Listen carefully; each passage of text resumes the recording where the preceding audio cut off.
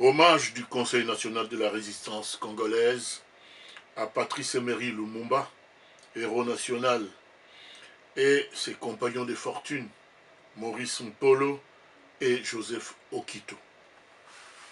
Chers compatriotes, il y a exactement 57 ans jour pour jour, mourait assassiné Patrice Emery Lumumba, premier ministre du premier gouvernement du Congo indépendant, avec ses compagnons d'infortune, le général Maurice Mpolo et l'ex-président du Sénat, Joseph Okito, le 17 janvier 1961 à Elisabethville, aujourd'hui Lubumbashi.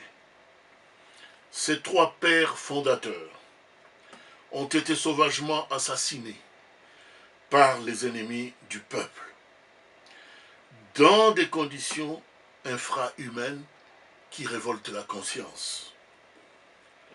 Le corps tuméfié de Patrice Emery Lumumba fut dilué dans un fût d'acide sulfurique. Et comble de cynisme, 2 de ses dents sont gardées à ce jour comme trophée par un de ses bourreaux belges à Bruges.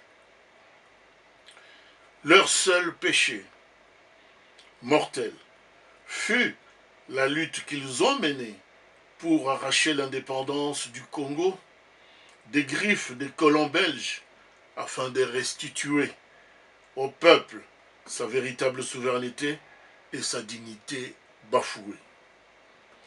En ce jour du 17 janvier 2018, le Conseil national de la résistance congolaise, CNRC en sigle, s'associe à tous les compatriotes pour rendre un hommage à jamais éternel à ces héros de notre indépendance nationale. Le sang sacrificiel de Patrice Emery Lumumba, comme celui de Mfumu Simo Kimbangu et de tous les martyrs qui sont morts pour la cause du Congo, fertilise les terreaux de la conscience nationale de notre jeunesse, laquelle se manifeste aujourd'hui dans la résistance congolaise et toujours se manifestera aussi longtemps que notre pays sera l'otage et la proie de tous les prédateurs impénitents et oiseaux des malheurs de tout poil, à l'exemple malheureux des médiocres qui se cramponnent encore au pouvoir alors qu'ils sont appelés immédiatement à dégager illico presto du paysage sociopolitique congolais. La recette de cette mesure proposée par le Conseil national de la résistance congolaise à la soi-disant opposition et société civile pour ensemble bouter dehors l'ennemi du peuple, ces mesures conservent toute sa quintessence et toute sa pertinence.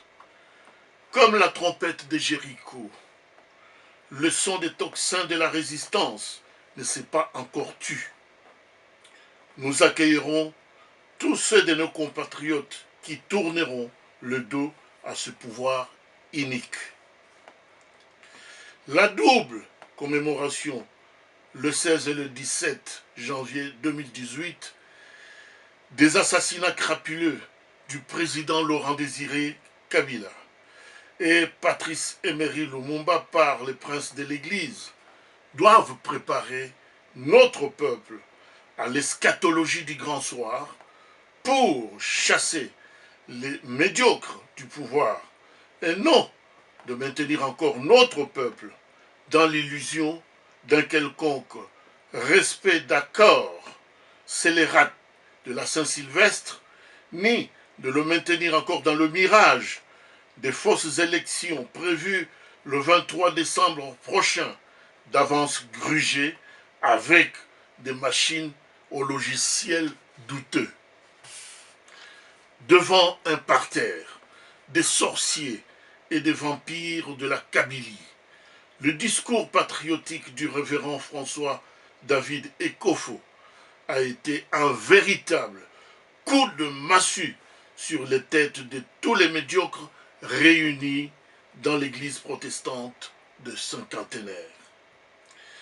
Inspiré de la haute spiritualité, l'homélie d'Ekofo a totalement rejoint le discours de la résistance qui, depuis des décennies, elle fut la première à identifier et à dénoncer l'imposture qui s'est installée au sommet de l'État congolais avec la caution des puissances étrangères.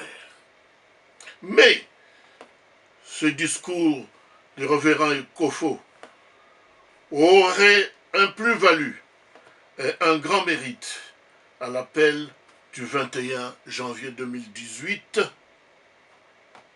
lorsqu'il dirigera le peuple là où celui-ci doit récupérer son pouvoir, longtemps confisqué par les forces du mal, c'est-à-dire à Kingakati, mieux encore au Palais de la Nation à Gombe. De lui-même, l'imposteur rwandais, qui règne par défi au sommet de l'État congolais, a demandé qu'on lui loge une balle dans sa tête pour l'aider à quitter le pouvoir.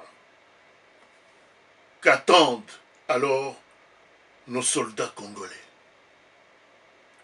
L'avenir du Congo, a dit Lumumba, sera radieux, mais également exigeant.